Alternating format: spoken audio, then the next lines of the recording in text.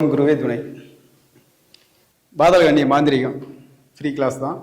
உங்களுக்கு தெரியலனா நான் ஏகப்பட்ட டீட்டெயில்ஸ் சொல்கிறோம். நிறைய பேர் ஃபோன் பண்ணிட்டு எனக்கு கேட்டுட்ருக்காங்க. ஸோ அதெல்லாம் ஃபோனை என்னால் அட்டன் பண்ண முடியாது. உங்களுக்கு என்ன டவுட் இருந்தால் எனக்கு கமெண்ட் பண்ணுங்கள், நான் சொல்லிடுறேன். சில பேர்த்துக்கு விநாயகர் பூஜையை எப்படி பண்ணுறதுன்னு தெரியல, அதுக்கு அதை பண்ண முடியல. அடுத்தது காளி பூஜைக்கு போயிட்டாங்க. சில பேர் விநாயகர் எடுத்துட்டு மோகினி பூஜைனா போயிடுறாங்க நம்ம ஸ்டூடெண்ட்க்கு. நம்ம என்ன சொல்ல முடியும்? அதனால என்ன சொல்றேன்னா, உங்களுக்கு என்ன டவுட் இருந்துச்சுன்னா கமெண்ட் பண்ணுங்க, நான் சொல்லிடுறேன். உங்களுக்கு என்ன தேவதை இருந்தாலும் சரி, தேவதையில ஒவ்வொரு இப்போ மினிப்புன்னு எடுத்துட்டா 108 இருக்கு, காளின்னு எடுத்துட்டா 108 இருக்கு. ஒவ்வொருத்துலயும் அவதாரம் 108 அவதாரம் இருக்கு. அதனால உங்களுக்கு என்ன பிடிக்குதோ, உங்களுக்கு என்ன வருமோ, உங்க குலதெய்வத்துக்கு என்ன செட் ஆகுமோ அதை நல்லா நினைச்சு பாருங்க. அதுக்கு தகுந்த மாதிரி தான் எடுக்க முடியும் தேவதைய. ரெண்டாவது, உங்களுக்கு என்ன முதல்ல வேணும்னு நீங்க முடிவு பண்ணிக்காங்க. சில பேர் ஃபோன் போட்டுட்டு ஏதோ புலம்புவாங்க, எனக்கு அந்த தேவதை வேணும், இந்த தேவதை வேணும். இப்போதான் நான் விநாயகர் எடுத்துதான், காளி எடுத்திருக்கோம், பாதாள கண்டி எடுத்திருக்கோம், பாதாள பைரவி எடுத்துக்கிறோம், அடுத்தது என்ன தேவதை எடுக்கட்டும் அப்படின்னு சில பேர் ஃபோன் பண்ணி கேட்குறாங்க. அதுக்கு நான் என்ன சொல்றேன்னா, அறுக்க மாட்டானுக்கு 52 அருவாள்னா நம்மளுக்கு வேணாம். ஒரு தேவதை எடுத்தோம்னா நல்லா பவர்ஃபுல்லாக எடுக்கணும். ஃபர்ஸ்ட் விநாயகர் எடுத்துக்காங்க, ரெண்டாவது காளி எடுங்க. அப்படி இல்லைன்னா விநாயகர் எடுத்துட்டு பால திரிபுர சுந்தரி எடுத்துக்கோங்க. ஏன்னா எல்லாத்துக்கும் பவர்ஃபுல்லானது அதுதான். எல்லா சித்தும் கொடுக்கக்கூடியது பால திரிபுர சுந்தரி. நான் எல்லாத்துக்கும் ஒரே ஒரு வார்த்தை தான் சொல்லுவேன், பால திரிபுர சுந்தரி, பால பரமேஸ்வரி. இது ஏகப்பட்ட பேர் இருக்கு. ஆனால் என்ன பண்ணீங்கன்னா, விநாயகர் முதல்ல விநாயகர் எடுங்க. விநாயகர் எடுக்கிறதுனா, ரெண்டாவது பால திரிபுர சுந்தரி எடுங்க, மூணாவது காளி எடுத்துக்காங்க, நாலாவது நீங்க வசியம் பண்ணுறதுக்கு மோடி எடுத்துக்காங்க. போதும், அந்த நாலு இருந்தா போதும். விநாயகர் எடுங்க, வாழை பரமேஸ்வரி, வாழை திரிபுர சுந்தரி, மனோன்மணியம் 1002 பேருக்கு. மூணாவது காளி எடுங்க, நாலாவது மோகினி எடுங்க. நீ நினைச்சதுன்னா எடுத்துட்டு அதுக்கு தீனி போட முடியாது. ஒரு தொழிலுக்கு இந்த ஒரு 4 போதும், 4 போதும், வேற எதுவுமே வேணாம்.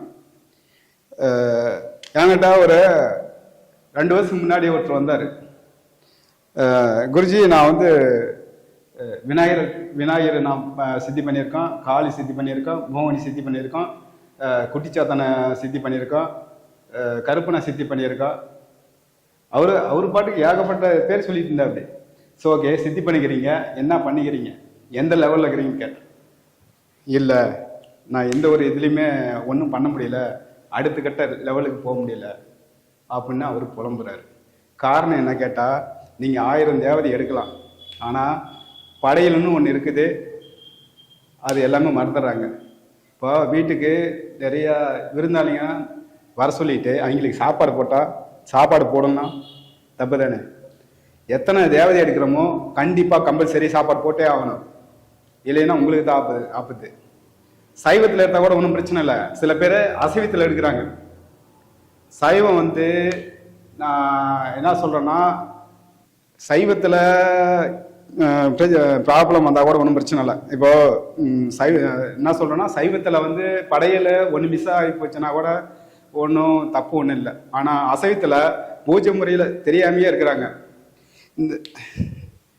நிறைய பேர் எனக்கு ஒன்றும் புரியல, இந்த மயான பூஜை பண்ணும்போது ஏகப்பட்ட தப்பு பண்றாங்க. அது யாருமே சொல்லி கொடுக்கறதில்ல. மயான பூஜை மயானத்துல போகும்போது இந்த இடத்துல இருக்குதுன்னா, எந்த பக்கம் எந்த திசையில படையில வைக்கிறோம், எந்த திசையில நாம் உட்காரணும், எந்த திசையில படையில வைக்கிறோம் அப்படின்னு எதுவுமே தெரியாமையே இருக்காங்க. பாட்டுக்கு ஏதோ ஒன்று புரிஞ்சு, நான் இந்த திசையில உட்காந்து பண்றோம், அந்த திசையில உட்காந்து பண்ணிட்டா அப்படின்னு அங்க போய் ஃபோன் அடிச்சு கேட்குறாங்க. நம்ம அந்த டைம்ல தான் நல்லா தூங்கிட்டு இருக்கோம். ஏன்னா எப்பயுமே நம்ம ஃபோன் எடுக்க முடியாது, ஏகப்பட்ட வெளிவேலை இருக்கு.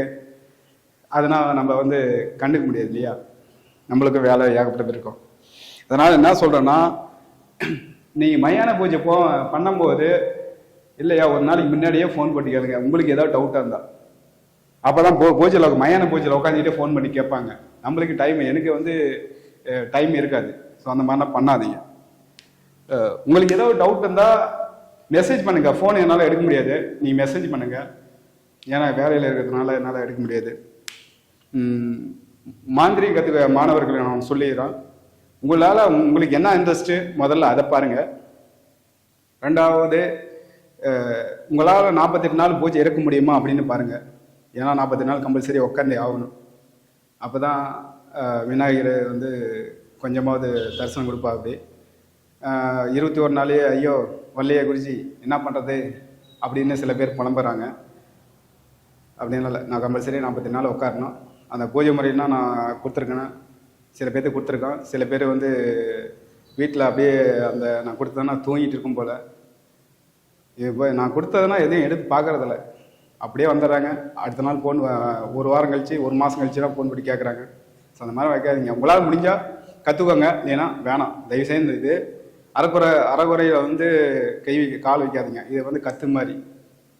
நீங்கள் நல்லது செஞ்சாலும் உங்களுக்கு நல்லது, கெட்டது செஞ்சாலும் உங்களுக்கு ஆபத்து. அதனால் எது செஞ்சாலும் பார்த்து செய்யுங்க.